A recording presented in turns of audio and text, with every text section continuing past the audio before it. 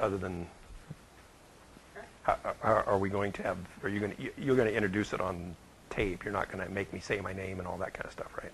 No. Okay. So I'm just going to start you talking. Okay. There's going to be like, words and Yeah. graphics and all of that kind of Yeah. stuff. So the only thing that's really important is for you to include family names in the sentences when you're talking about them. So if you want Grandpa's name in there, be sure that you say what Grandpa's name is at some point in time, not just, Right. John J. Beck. Right. Say his name in the sentence. So close. Okay, so I'll just start you off. Go ahead and tell me what you know about your paternal heritage. Well, if you go back a couple generations to my great-grandparents, on my father's side, my dad's grandfather, my great-grandfather, was named Francis Marion Beckwith, and he married a gal named Mary Nestle.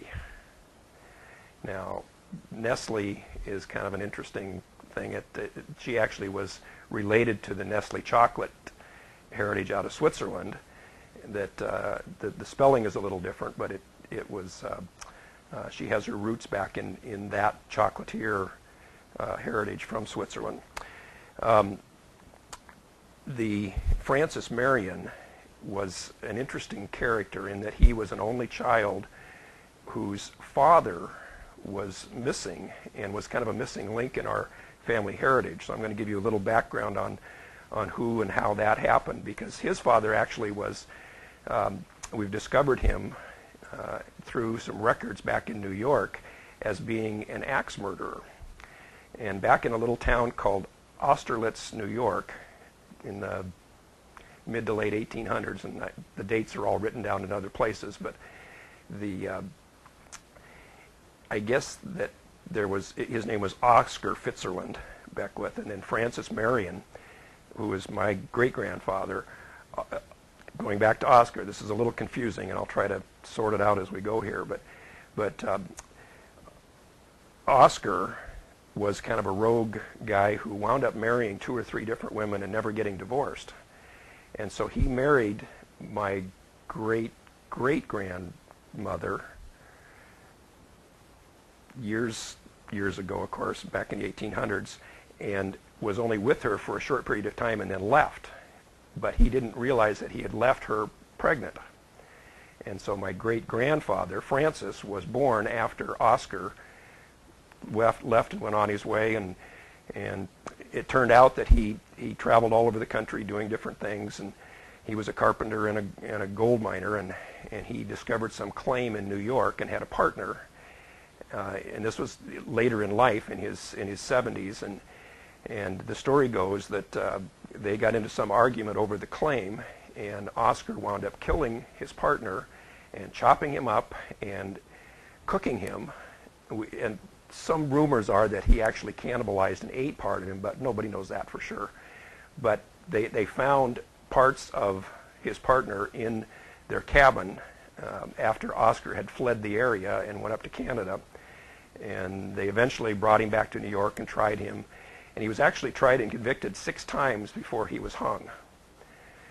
So anyway, that's our kind of our black sheep in the family history, and it was kind of the missing link to all of the Beckwith heritage, which actually goes back to England, and we have some roots to the Bruces of England, which in the movie Braveheart, one of the characters was William Bruce, I believe it was, and so we go back to that era. And in England, there actually is a town called Beckwithshire. My father traveled there and actually went to the little village, of which there's nobody named Beckwith still living there, but that's where the name originated. And so it's kind of fun to go back and see some of that. And there is, like I say, there's a written record of a lot of this stuff in more detail that my father put together that is available if somebody wanted to look at that. On my mother's side, my mother's parents, let's see, actually my mother's grandparents were named Harrison and Marilla Mitchell, and then on the other side it was Silas and Mariella Barnes. And that's really all I know about the great-grandparents on her side. Okay, so then we will move on to just the basic family history, and then start us out talking about your grandparents on your father's side. You can share any stories that you remember, what their names were, favorite things about your grandparents. Right. On my father's side, my grandparents were named Ivan and Gretchen Beckwith, and Ivan, we do have family reunions with the Ivan and the larger group of Beckwiths every 3 years, but Ivan was a farmer and a carpenter, and he grew up in both Oregon and then in eastern Washington, built houses for a time, had an orchard for a time. Ivan was somebody who I only knew a little bit when I was very young, because he did pass away in I think my junior high days.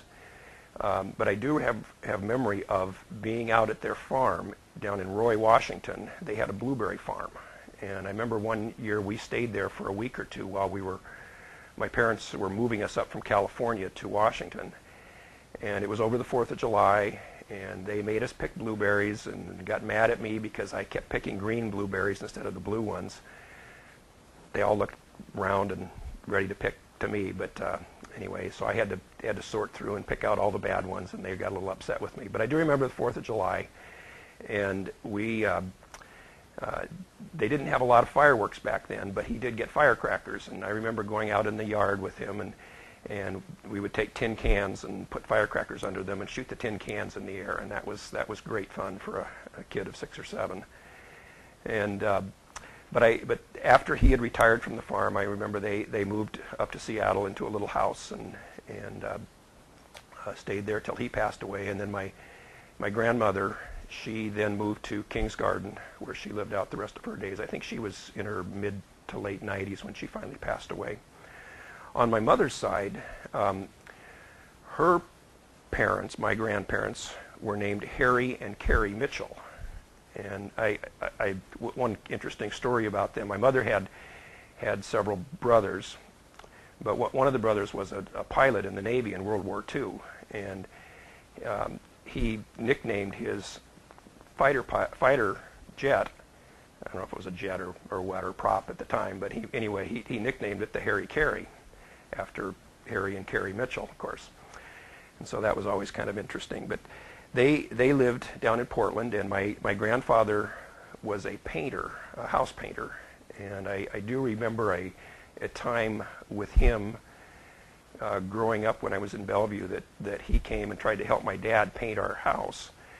And my dad was a little more progressive and up to date on things. And my dad wanted to use a paint roller to paint the walls, and my grandfather said, no, you can only paint with a brush to get a good coat on. And so they had this big argument about what was the better and proper way to paint. So Dad painted with the roller and Grandpa painted with the brush, and I guess they all got it done. I don't know, but anyway, it was one of those arguments between a father-in-law and a son-in-law that don't always go well. But I do remember their house down in Portland, going down there a number of times, and they had a house that had a kind of a winding staircase, and these days the type of stairs around the winder would be illegal, but I remember as a kid going down and grabbing onto the handrail and skipping down 4 or 5 steps at a time because it went right around a corner and they were very, very tight. The other thing I remember about their house is the smell. I mean, it always had a funny smell, and I didn't think of it as being peculiar, other than that was just the smell of their house. Now I just think of it as kind of old people's house, which I'm sure my house will have someday too. But anyway, the other thing about my grandpa that I do remember, it's a story about him. He grew up in the Portland area, and when he was younger, he was a boxer. And the story goes that at one point he had a boxing match with a guy from the Portland area named Fred Meyer, who wound up starting all the Fred Meyer stores. So that's his claim to fame. Okay, so So, you can let's start see. talking about your parents if you want to, unless you have anything else about your grandparents.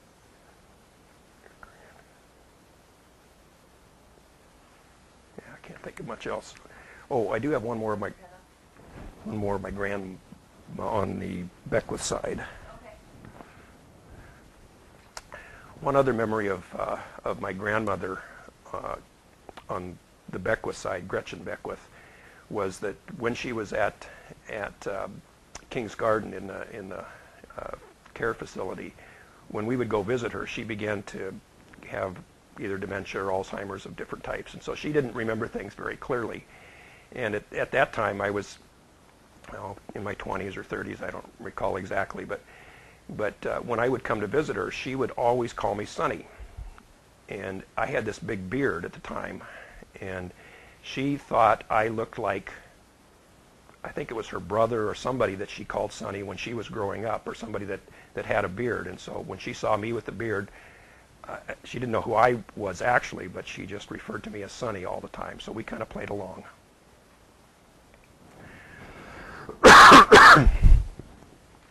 Okay. Okay, so we're ready to talk about your parents. So just kind of describe your father and mother and their character and how they raised you. And as much as you know about their lives that you want to delve into it. Okay.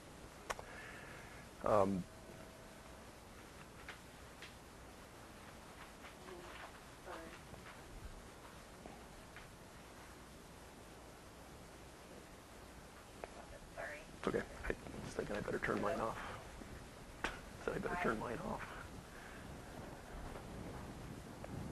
Starting again. Okay. Tell us what you know about your dad. Well, my father, his name was Wendell, which was always an odd name. I remember him telling me stories of when he was a little kid that everybody made fun of him and called him Wendy, which he didn't really like. But I do know that for us growing up, and there were 5 of us boys, they always wanted a girl, and they always figured that if they had a girl, they would name the girl Wendy. But anyway, my dad was probably one of the most influential people in my life, and I remember when I was very young, he